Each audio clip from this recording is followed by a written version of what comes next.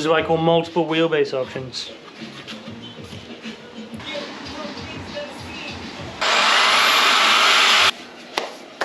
Success!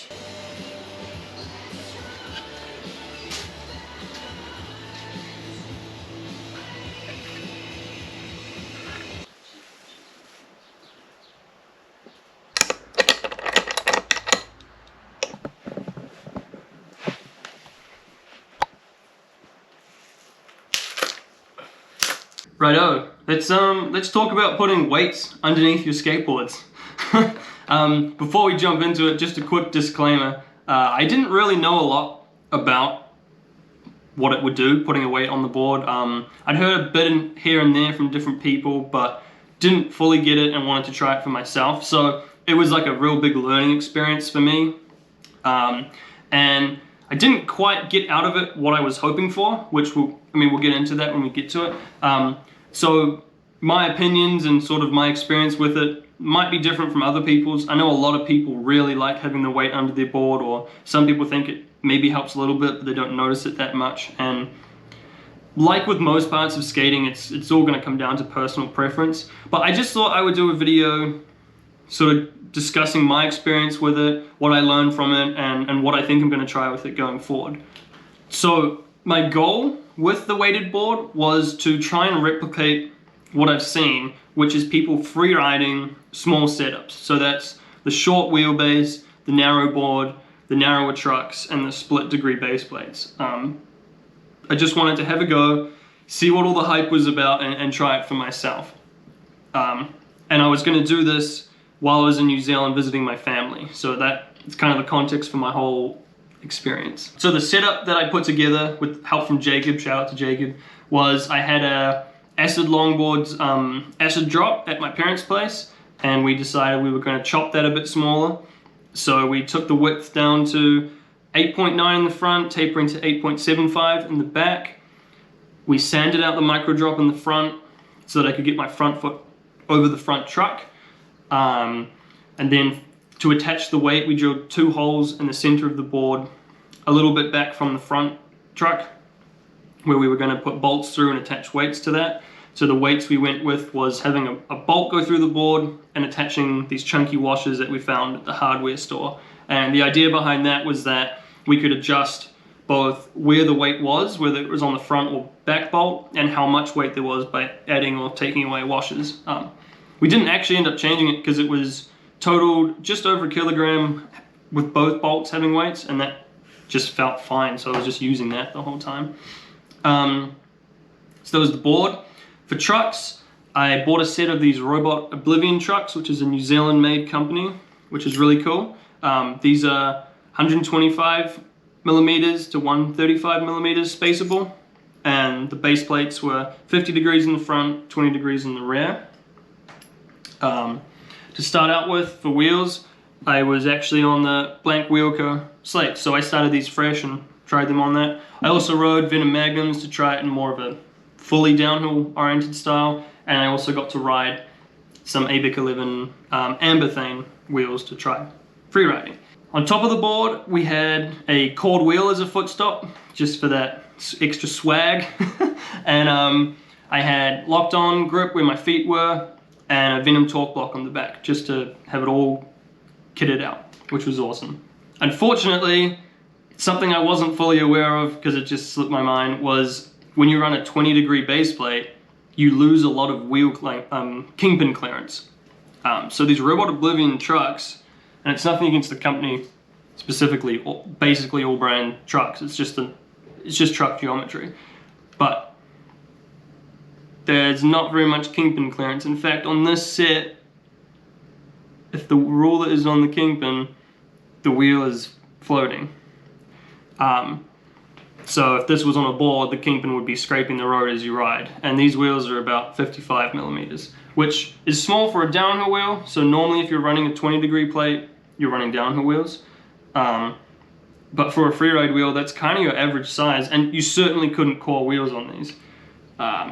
I don't really have many excuses other than it was my mistake. Normally I ride Valkyries. I'll show you my Valkyrie 20 plate now.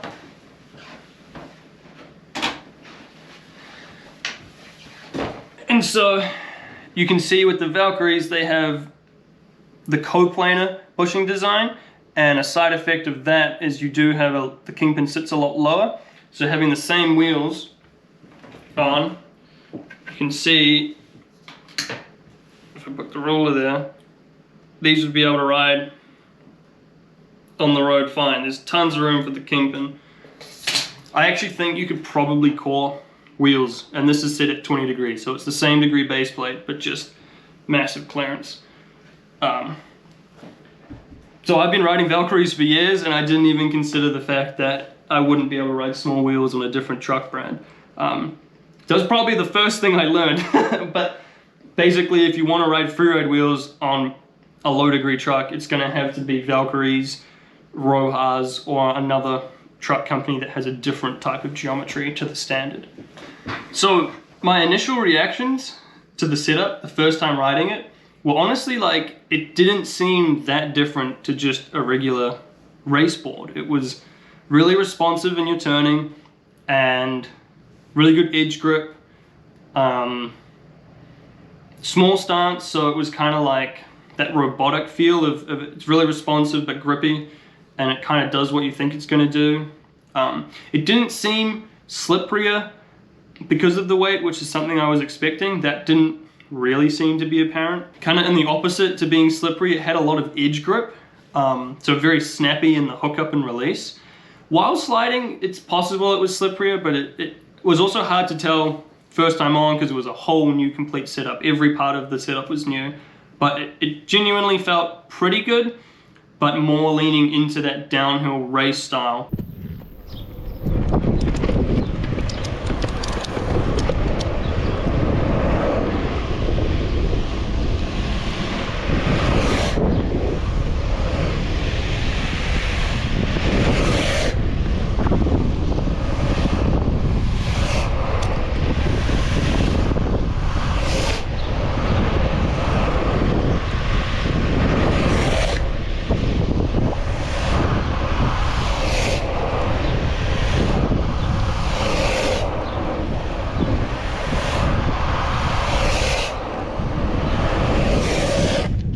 As I got to ride it a lot more, that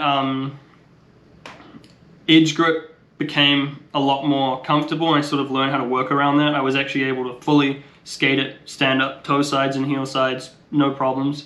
You just had to be aware of that edge grip.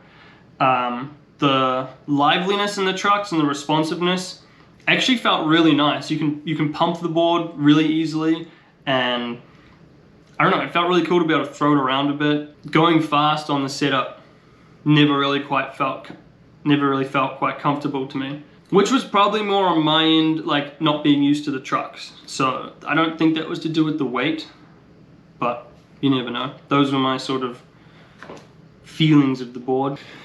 Okay, so what did I learn from this whole experience? I guess firstly, if you want to free ride low angle base plates, you need to ride a truck with a different geometry. So that's going to be a Valkyrie or a Roja or a different brand of truck that I haven't heard of that has a different geometry to the standard. Just because of that kingpin clearance, you can't ride small wheels. It's not possible. I would say probably the biggest difference I could feel with having the weight on is how responsive it made the trucks feel. Like having that weight underneath, when you turned, especially if you carved or tried to pump, you could really feel there was extra momentum behind that, which was cool. Having the ability to pump is pretty cool, and having the responsiveness for free riding is pretty cool. And even for like gripping, it kind of all intertwines into like having a snappier drift and being able to lean harder into corners quickly, like, and switch from going heel to toe quickly. So that felt really cool. I think it also makes your center point quite defined. Just the same kind of logic of having more momentum to throw the trucks around. It also has the weight in the center of the board, so it's wanting to pull your truck back to center. I think the only reason I didn't feel comfortable going fast on the setup was mostly because it was a whole new setup, especially the trucks, different to what I'm used to riding, and I hadn't dialed it in for speed, and my bushings were probably a little too soft. But I think the weight does improve your center point a little bit, that's a pretty cool thing. The edge grip is definitely noticeable. It wasn't just because of I was riding blanks and they have a good edge, because I tried the blanks on a different board and they're not too edgy. And I also rode freeride wheels on the same setup and they were very edge grippy. So I think that is a factor of the weight, which is good or bad depending. And so I'm thinking that the people that freeride with weights, they're probably just on slipperier wheels, like I wasn't riding snakes or something slippery. And possibly wider hangers. I was on 135, which is pretty narrow. Yeah, basically it makes it quite snappy and very responsive, while still having a stable center point and edge grip, which is a good thing. I guess some of the pros and cons, we'll start with the positives. It feels really fun to ride. Like I already mentioned, the pumping and the responsiveness, that makes it a really fun feeling board for just whipping around. And it does have this weird kind of feeling, and I know other people who ride the weights have talked about it as well, where you don't really feel like you're gonna like actually high side, but in your slides they feel very high sidey. It kind of throws you on your toes, but you don't actually end up high siding as often if you adjust to it and lean off the board. It's kind of like almost feels like cheating. I kind of wish that I had managed to get a freeride setup, and I still really want to try it, because it almost feels like it's going to keep you on your board. The snappy drifts and the edge grip felt really, really nice with downhill wheels on. So for a racing setup, it could add a little bit more snappiness to your skating style, and that's something else to try as well. Is like maybe I'll try a weight on my race board to see if it improves drifting or not. It's just something to experiment with. Some of the negatives, the cons, would be it obviously makes your setup heavier. So if you're hiking runs, your board is now 1 kilogram heavier, which I think is like 2 pounds, like heavier, which isn't necessarily a good thing unless you're trying to get jacked or something. It's generally not nicer to have a heavier board for walking up the hill.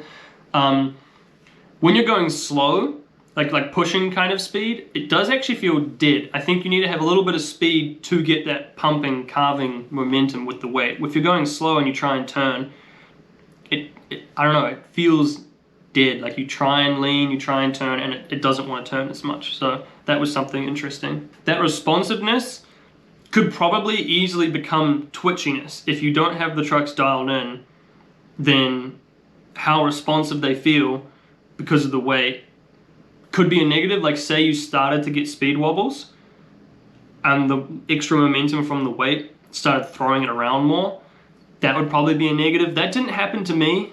I think I was just not comfortable fully on the board, and maybe the weight, instead of doing that, would keep you going back to the center. It's kind of hard to tell, but I can see that as a potential negative.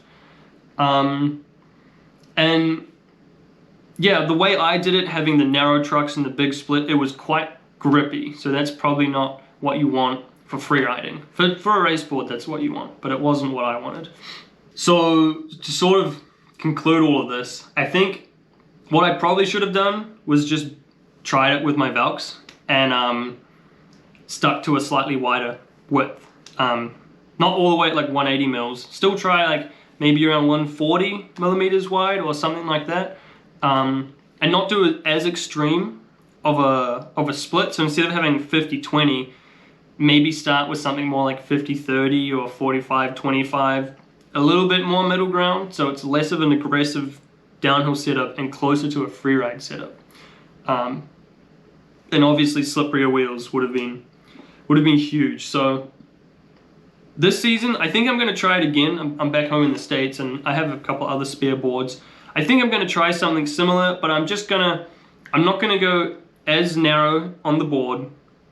The wheelbase was probably fine, and I'm not going to go as narrow on the trucks, and I'm not going to split the degrees as much, and see how that feels, because a lot of the features of the weight seem to sort of just amplify the features of that setup.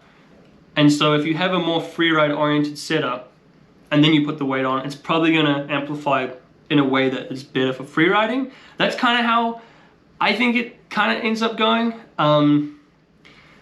Again, it's not super simple. It's a little bit kind of wacky, but that's probably what I'll try going forward. And yeah, if anyone has tried wakeboards or they know better, or maybe someone actually knows the physics behind how it affects directly, that would be cool. I've heard people talk about, like, depending how far along you put the weight, like down the middle of the board, is sort of, it's moving your center of balance.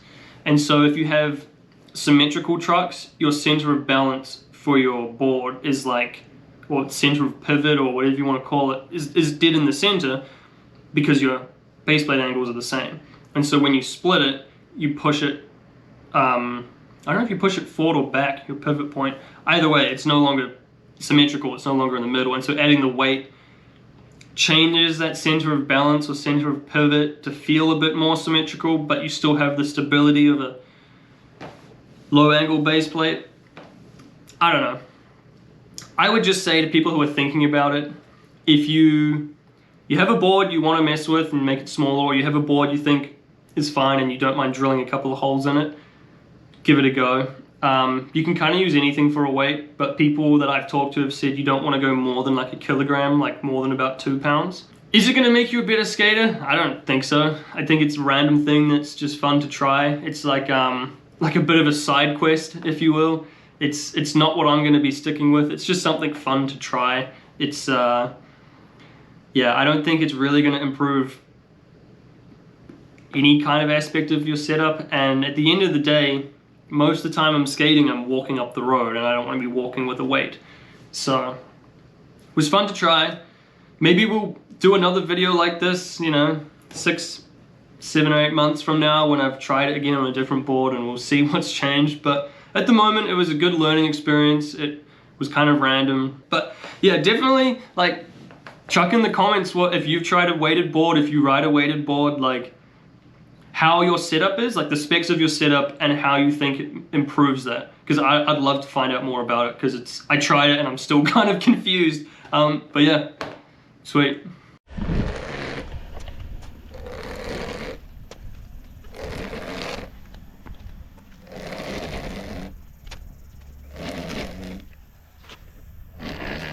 Just trying to scrub them in, you know.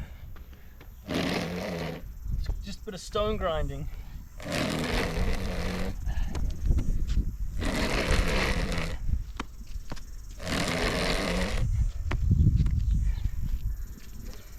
It's working.